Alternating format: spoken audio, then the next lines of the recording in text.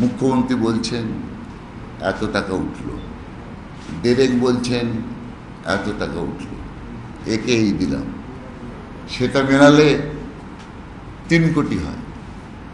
আর তুমি হিসেব দিচ্ছ ইলেকশন কমিশনকে,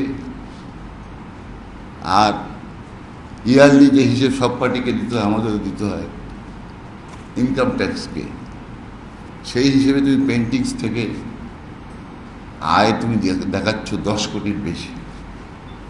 how this difference of 7 crores can be explained? Who are the person who purchased it? এই list দেখাচ্ছ না কেন? দেখালে ইউ আর দ্য বেনিফিশিয়ারি এই পাবলিক লুটের, স্ক্যামের। Personally you, Mamata Banerjee, you are the beneficiary.